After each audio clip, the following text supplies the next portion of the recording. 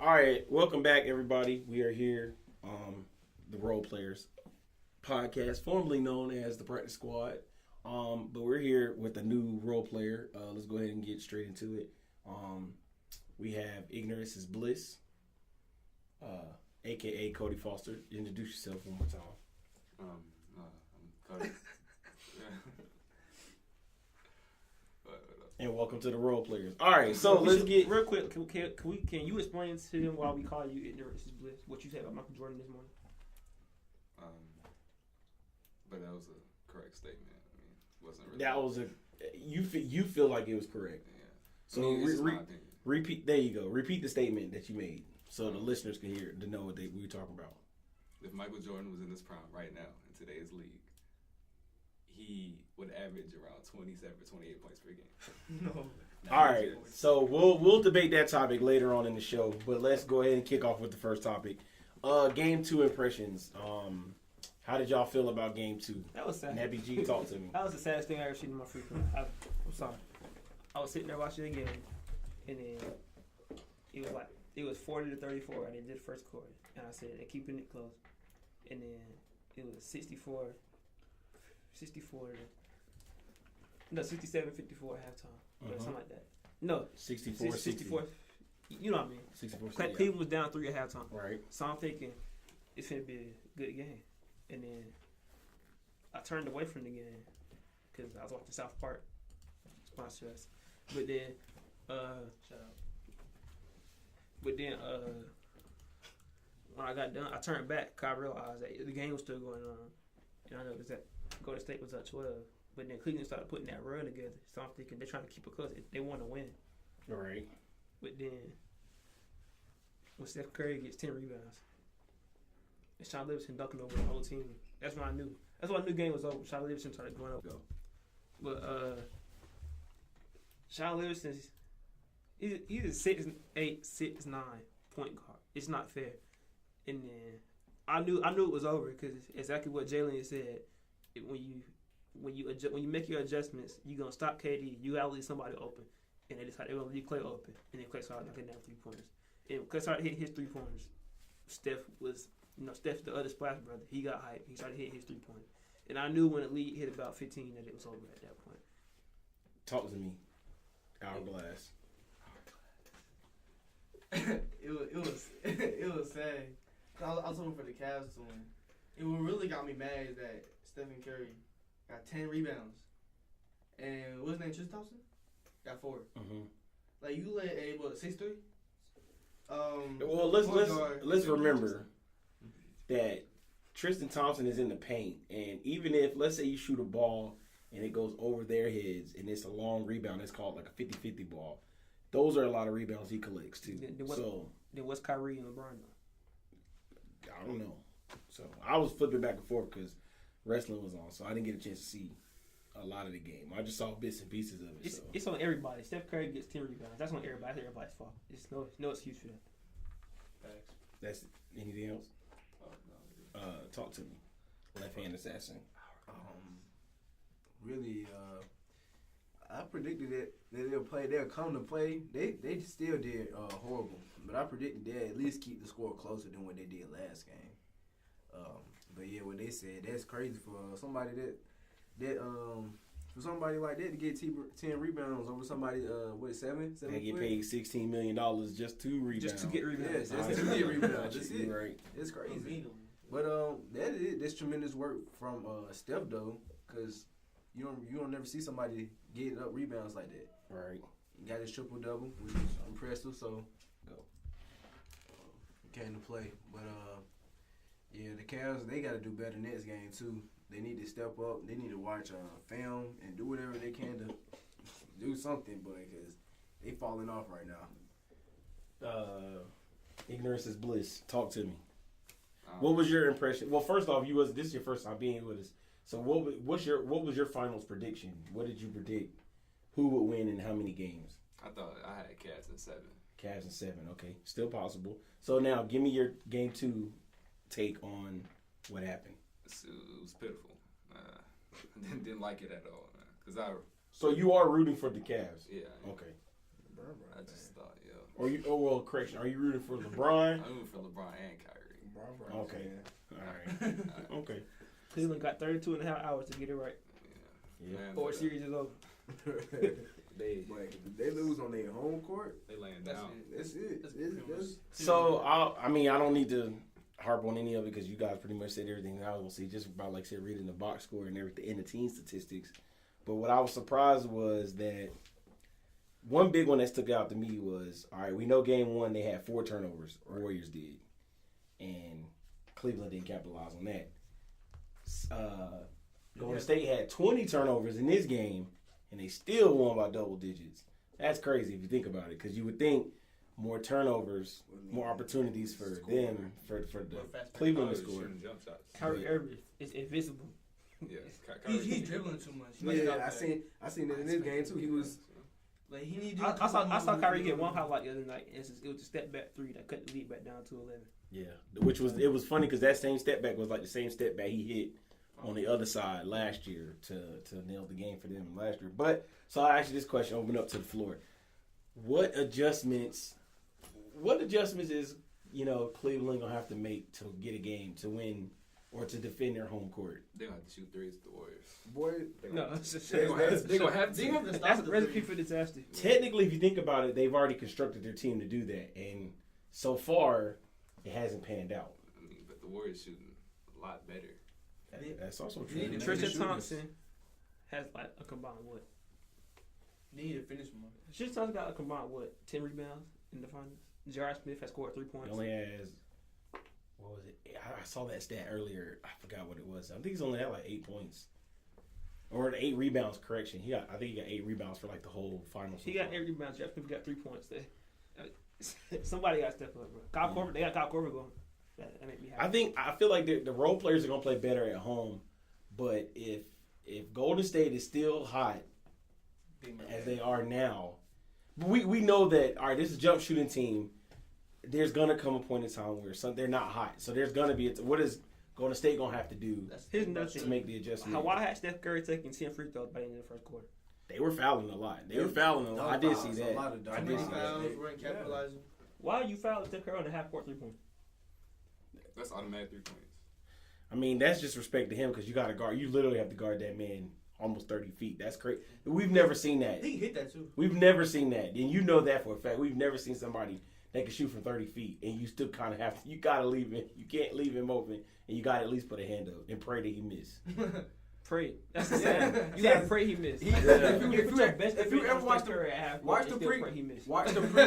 pregame warm up, he shoots from that distance. He shoots from the logo with no issue. You already know that Curry Even already. from the tunnel. Steph Curry basically don't put it into his head. They don't win this series. The man on the sideline with a towel over his head, relax. I think that was blown out. I mean, that was just a good camera cut by ESPN. Know me because I love broadcasting, so I think that was just a good camera cut on them. He traditionally does that, and I think they just cut it to that moment to make it seem that way. Because ESPN and the networks, ABC, they have to tell a story throughout the broadcast. So I think that was a way of telling the story. Because if you look closely, he definitely was looking forward. You know how you lay down and you can just look through your eyelids. If you got something covering over your eyes, you can just always look forward and look straight. Because I think he's still looking at the game. But I don't think it was. I think it was just ESPN and ABC telling the story. When I saw that, I was like, this man is disrespectful. I would have had to step on the sideline and throw the hands with him. That's just me. So, that leads us into our next segment, Game 3 predictions. Who wins Game 3? Cavs by 5. Cavs by 5. I'm going to say by 3. Cavs by 3. Shoot. I can't really put a name on this one. This is going to be pretty tough. This is a home game for Cavs, but on the other hand, like you said, the Warriors have been on the game streak right now. So they haven't even lost. I feel like LeBron will get together and put KD on the bench. So who you got? I mean, I still put it on the Warriors, but I So can't. Warriors. Yeah. Okay. Cavs by 7. Cavs by 7. And I will say Cleveland. I will say this: Cleveland has to win one of these 2 games. If not, it's over with. But tonight, tomorrow night. Golden State's not going. They're not blowing a 3-0 lead. They have to win tonight. I know. They're not blowing a 3-0 lead. It's not happening. All right, so that we have our Game 3 prediction. Now let's get into the meat and potatoes of what we. These Warriors, I'm not. The Warriors last year barely blew a 3-1 lead. The Warriors this year are not blowing a 3-0 lead. Cleveland got away tonight. That's not happening. They have to And I will say this. I don't care what nobody say. Draymond Green don't get suspended last year. that game, that series over in 5. Bro. Well, Christian, I'm going to go back to where it all stemmed from. If LeBron didn't cry in the media, because nobody saw the play. Like, when it happened, if you looked at it, I watched a little E60 they had on Draymond Green the other day. When they played that thing in fast motion, when LeBron stepped over, LeBron clearly, like Jay Lee said, Jay Boogie with the hoodie, without the hoodie said, he could have walked around or he could have just stopped, let him get up first, and then, move around him.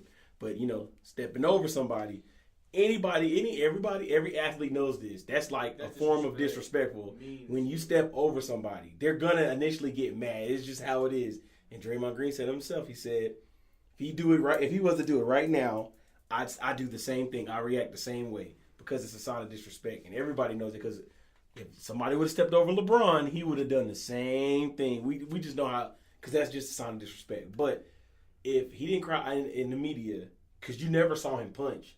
I never saw it like in fast motion until they slowed it down. That's when I saw it. But who knows if he didn't cry about that or whine. I ain't gonna say cry. I'll say whine about it in the media. Who knows what would have happened? But I will say he did get in Draymond's head, and that got Draymond Green fired up. And it's on Draymond Green to retaliate the other way. But as you notice in this series, he been talking, but he haven't been going back and forth because he know how important this is. So I think watch out for that as well. That's what the Draymond guys have to do. Draymond said it was his fault they lost last year. Yeah, he put the blame on it. He said, "This is my fault." He put for him getting suspended in Game 5. He put that blame on himself. That was the first thing he said was it was his fault. But let's get into the big topic of discussion, which we discussed this morning as everybody in our room right now in our podcast center takes a look at ignorance is bliss as we get ready to start this topic. Ignorance is bliss. You kick it off. Tell us the statement that you made, and we'll go from there. Michael Jordan. He's the GOAT, right? Yeah. Yes. Yeah, they say that. Yes. But He said they say. yeah, They know. All right. Okay, yeah, because you never seen a highlight. You watched his YouTube stuff, but that's about it. All right, but go ahead. I'm sorry. Y'all just believe that he'll just slaughter the league, like he'll just drop. He will.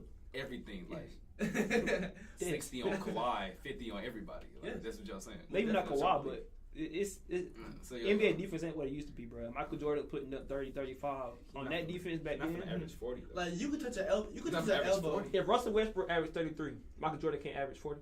I mean, but Russell's taking all the shots. Like Michael a lot Jordan can't of. do that. Michael Jordan can't do that. He's but what's the chance that he is going to? And Russell Westbrook, I mean, he's gonna take all the shots. Russell Westbrook averaged 10 assists a game. Meaning that's 10 shots he potentially could have taken while he was on the court. Yeah. Probably more than that.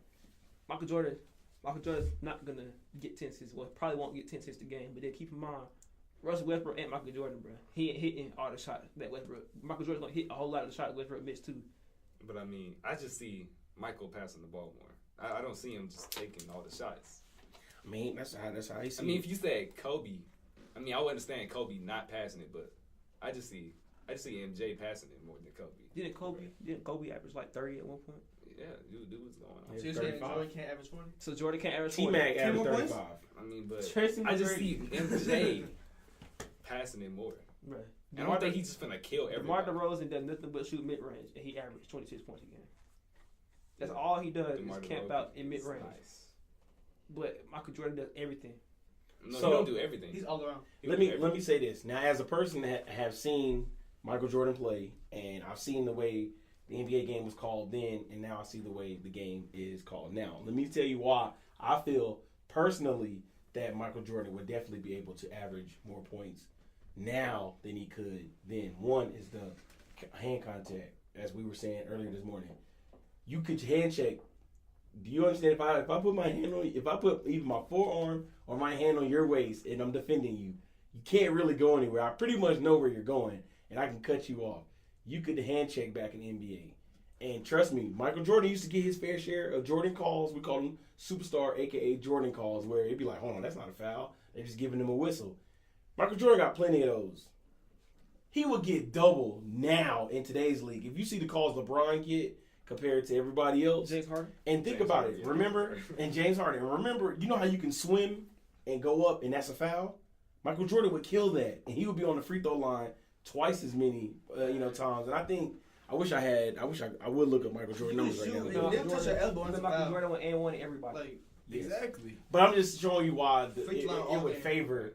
And I mean, you like I said, you fair. That's why I appreciate you coming here and defending your point, because you fair to say, that's how you. As long as you can back it up with valid points, which you did, that's always the best part about embracing the Can I say big. another thing? Go ahead. Michael Jordan is a clamp god. I mean, it's a pickpocket. And then everybody knows the NBA now is a transition league, bro. Michael Jordan getting them saying 4 or 5 steals a game he was getting last year. He's gonna get an easy 10 points right off the bat, bro. Easy 10 points. And so let's bring up your next topic that you said. You said about what did you say about the league and the competitiveness in the league? oh yeah. Explain into more detail about what you said I gotta hear this. in that. Yeah, 'cause Nappy G was here for this one. I said,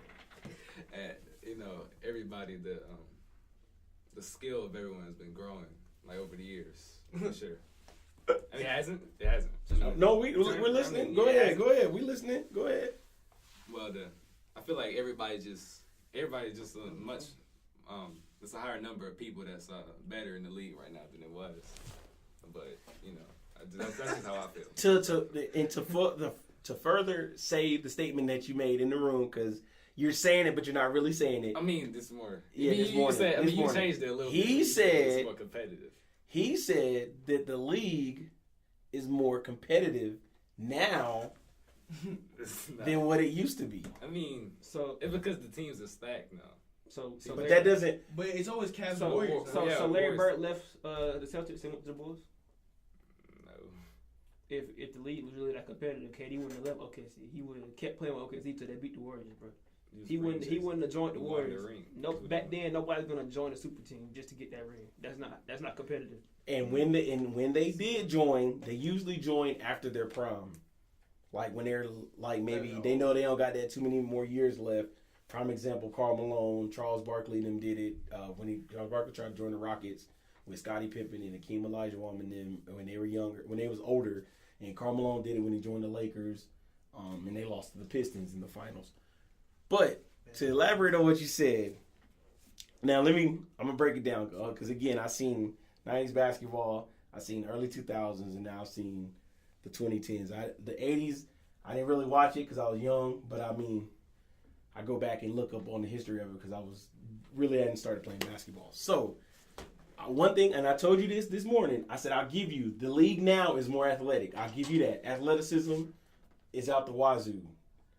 But when it comes to competitiveness, I would say the league is still competitive, but the balance of it's way competitiveness It's way off. is way off. Because if that was the case, back in the 90s, each team had at least one superstar. And if you thought about it, having 2 All-Stars in an All-Star game back then was like, wow, oh, snap.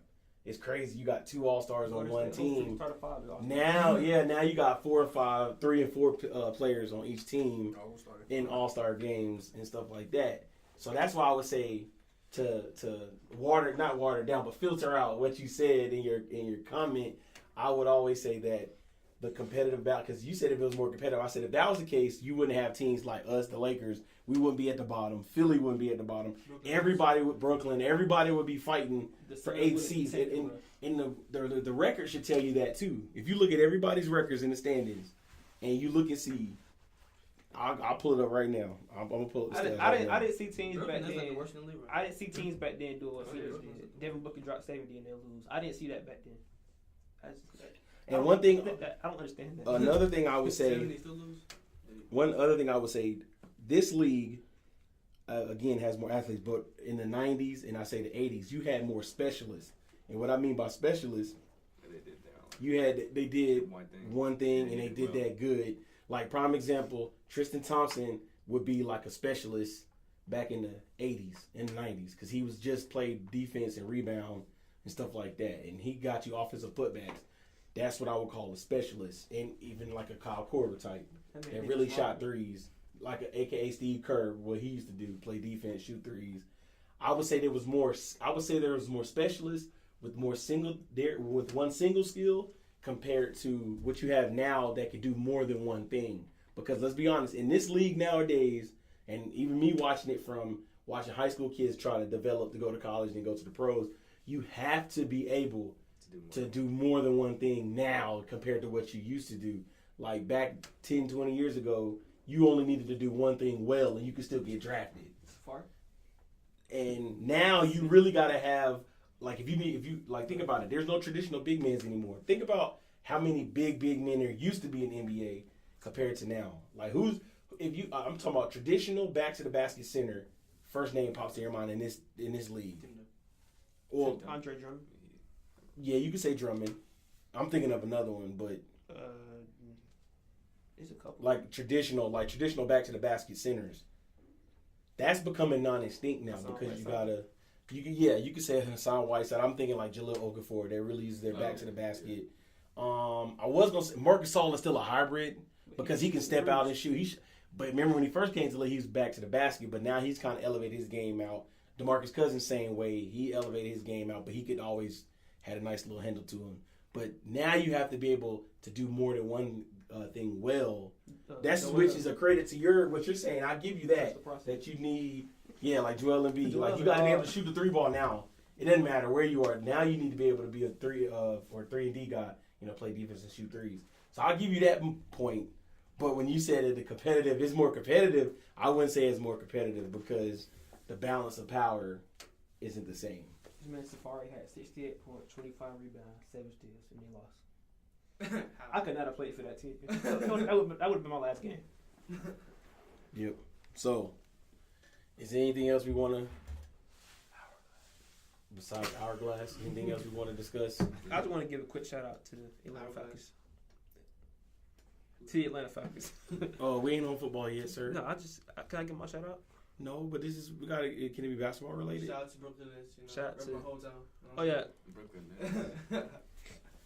Can we is it like some kind of special circumstances for Enes Kanter? Because they don't ever stick the man dad. Like, if Turkey come pick Enes Kanter up, so he gets some kind of special circumstance. I have no idea. Can it clear his contract? I have no idea.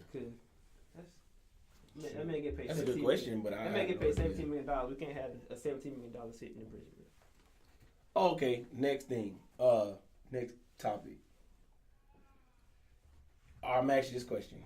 Let's say Cleveland either loses in 4 or 5 games. What does Cleveland do next? Get a center. Get a hold of the All-Star. LeBron. I'm gonna tell you exactly what's gonna happen. LeBron gonna sit in the press conference. He's gonna be like, "We need more playmakers." Exactly. He already said that one time.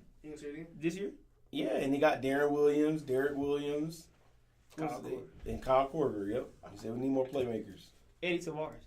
They need to put Eddie Tavares in the game. I bet you he get more for rebound. Anybody else? What if you're Cleveland? What do you do? We need one of them shooters like Clay. They need one of them shooters. They need a ball dominant shooting guard. I'm gonna ask you this, devil's advocate. Not gonna say devil's advocate, but I'm gonna think outside the box. Could you say, this is just my conspiracy theory. You could disagree with me or agree with me, but I was thinking about this the other day. Technically, if Golden State wins by 4 or 5, is LeBron's decision to Miami, did that backfire on him? The reason why I say that is because he left. He left to go to Miami. Then he got his 2 rings, came back, won one in Cleveland. But it led to Kevin Durant going to Golden State. Well, he went to Miami. They were like 47 and 35, something like that. And then him and Bosh joined Dwayne Wade. Kevin Durant joined Steph Curry, Klay Thompson, and Draymond Green. That were 4 points away from a championship. It's a little different as far as it's the same concept. Like LeBron did start it basically. Like it should be like looking in the mirror. But like, LeBron didn't do what Kevin Durant did. Yeah, he didn't. That's not. It's not the same. Kind of, not really. Because the year before they were like 7-3-9. Because LeBron didn't go join the Celtics. He didn't go join the Lakers. I don't think that's what he's saying, though. What he's saying is that, like, okay, so LeBron left, right? He got his 2 rings, went back to Cleveland, got his 3rd ring. Now, what they're saying is that, of course, still Golden State was gonna come back next year, and so Kevin Durant took that chance to go to Golden State so he can get his ring. So. Thank you, Gerard. That's exactly what I'm saying. I mean, yeah. Like, did his initial decision backfire because now LeBron, it was okay for LeBron to go do it and go team up and play with people. Now, I think KD would have ended up But doing it. the team was already nice though. I think it was destined to happen anyway. You think so? You think so? I don't think that. I don't think if Golden State would have lost to OKC last year, I mean, if they would have won and went on to the finals, I think Kevin Durant would still be in OKC right now. I don't think he would have left. He started to trend. Now, he might have left after depending on how the finals would have went last year, he might have left. He might have. OKC wasn't beating. But I don't think they would have. I think they would have had a good chance. It would have had a good chance. It would have been a 6-7 game series, but they wouldn't do it. It would have been just the way LeBron and Kyrie played last year. They wouldn't. But remember, they play like that because they played Golden State. Right. If you play OKC, that's a whole new game That's plan. Westbrook from the Clint Kyrie. That's what I'm saying. It would have been a whole new game plan. Now, who's to say LeBron wouldn't have took over and dominated? You know, he probably had 2 or 3 games, but you know, it's a completely different. Just playing devil's advocate and just looking at it from the other side. I mean, you can make an argument for both sides. You could say it's backfired on him, but at the end of the day, they did 2 different things. In my eyes, they did 2 different things. Right. Well, all right. Now I'll give my take on that too. Don't get me wrong. Trust me. From me being very competitive that I am, I'm gonna ride with the 5 that I'm riding with. I don't care who it is. Now the decision, yes, it was a bad. I ain't gonna say it was a bad decision because it was best was for him. But you know, being a competitor, and you know, playing basketball, I don't think it was the right decision. I felt like he should have unfinished his business. I mean, he should have finished his business in Miami. I'm talking about KD and OKC. Trust me, I do. I really do. I was like, bro, that's weak. He went to the team that you know that they just beat. And this is picture they got Draymond, like where he had the press conference, and they said, "Did you really need KD on the team?" He said, "No." They said, "You just need him on OKC," and he was like, "Yep." That's basically what Golden State don't need Kevin Durant. They just need him not to be on. They was still winning. Well, I mean that's how you feel, but I don't know how that was. But I would say this. Like I said, it was a bad move. It really was for me being a competitor. But I'll never be in Kevin Durant's shoes. And I was told, and trust me, because I was on LeBron for his decision, and I was forced upon it. I was just like, and everybody told me it's a new league, it's a new generation. This is how it's done, and this, that, and forth. So I'm still under the pressure of what was told to me that, hey, you're in a new league now. Now, don't get me wrong. Trust me, LeBron's decision was there because it opened up the floodgates. Like he pulled the lever and let all of it for more stuff like this to happen. And KD's is the next level up. But that's why I asked, do the decision kind of backfired on LeBron? Because it's like, no, now. I mean, yeah, it backfired on him, but I think I keep saying the same thing, but like it backfired because he did start it, and now he's basically getting what he did. He's getting. Because it's either only gonna get worse, and more people team up together, or it's gonna just die down and then fizzle out until probably he retires. I just want to see a team that can actually build a championship team and not buy it. It's a different league now. You're right. In that rebuilding process. Shut up. You can't talk. You traded Markelle Fultz away right now because that's who y'all would have had. Because you needed anything at this point. Y'all should have took the best. So y'all messing up. Y'all missing out on Markelle Fultz, and y'all got Jeremy Lin, and y'all can have Michael Porter Jr. next year, or DeAndre Ayton next year, whoever the number 1 player. Y'all can have those 2 people right now for this year and next year, but y'all wanted to trade him to Boston. That wasn't my decision. But that's what I'm saying. You need to be mad at your front office before you go bragging about Brooklyn. I am mad at them. I said that we're in that rebuilding process. When we come back, y'all got Jeremy Lin, Yeah. Randy Foy, Rondé Hollis Jefferson, Brooke Lopez, and who is they power forward? If I was Brooklyn, since you brought them up, because they ain't a worse predicament than the Lakers, we're still kind of like stalled. We ain't even green arrow pointing up yet. But if I was y'all, I would just trade Brooke Lopez and start all over. I get 2 draft picks for next year, one for 2019. I would just stockpile on picks because if Philly turns out to be good in these next 2 to 3 years, all that tanking they did was worth it. Oh yeah, Joel's taking them to the playoffs this year. Not this year. I'll say. I think he got a chance. Ben Simmons got to stay healthy. Give it a year or two. Ben Simmons got to stay healthy. So, all right, and then the last topic, and then that'll end today. Did Kevin Durant could Kevin Durant and Russell Westbrook really play together? No. That's my next question. They could. They didn't, but they could have. Yeah, They had their moments, but Yeah, they had moments. overall, me being an OKC fan, I watched like almost every game. Like they had their moments where they looked unstoppable. Like nobody could touch KD and Russ. They're the best duo of all time. At one point, everybody was saying that could they be the best duo of all time? But I think overall, it's like everybody said when you have to wonder who's gonna take the last shot, and everybody is not concerned about are they gonna win the championship. It's gonna be whose team it is. Every time they have a conversation about them too. That kind of gets me. You know, me and I'm not gonna say his name on the air, but me and what's his name? You know who? Jalen? No, it starts with a J from the lead this year. Josh. Me and John in the lead, and everybody kept saying Yeah. they kept comparing me and John and saying John is my sidekick or I'm John's sidekick. That's why I stopped. That's why I didn't want to play in the league. So I kind of feel what Kevin Durant, what he did as far as like from. Let me hear. I'm gonna hear one of you guys. Could they have played together still? I felt like if they would have gave it more time, they would have gave that bond more time to interlock, intertwine, get to know how each other play, calm down a bit. Maybe they could have played. You know, I'm at the ignorance is bliss. Well, let me hear what you think. I mean, they could have. I mean, now Russell, he seems to be passing the ball a little bit more with the assist and whatever. But yeah, I feel like they just gave it more time, then they could have ended up finding make it work for each other. But I don't know. It's really hard to speak on.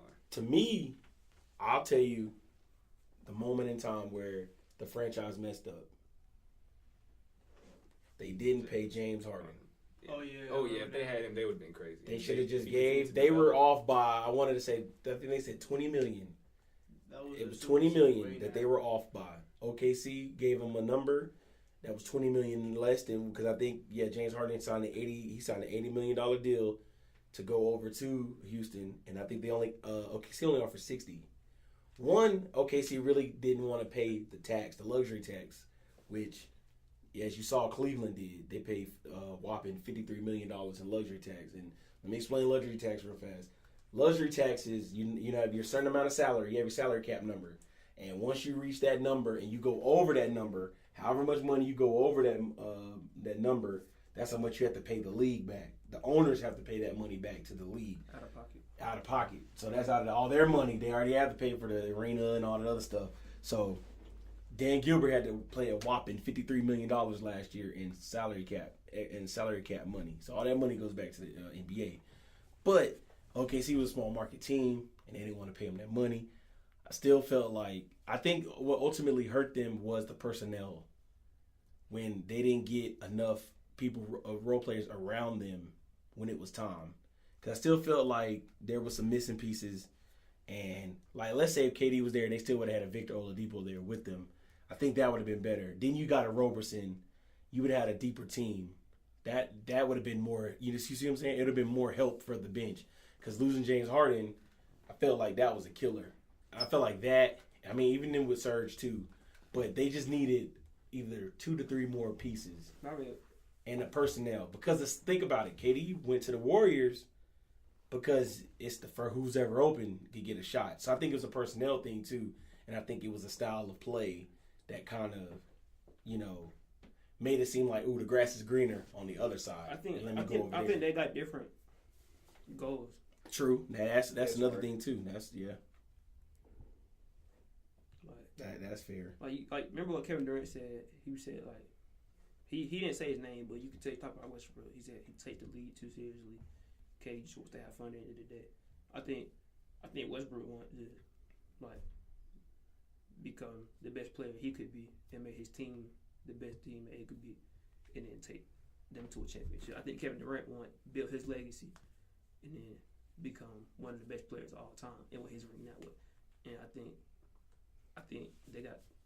I think KD was trying to move faster than Westbrook was. I think Westbrook was trying to take the more laid back but surefire approach. And KD just wanted to get his ring out the way. I guess I don't know.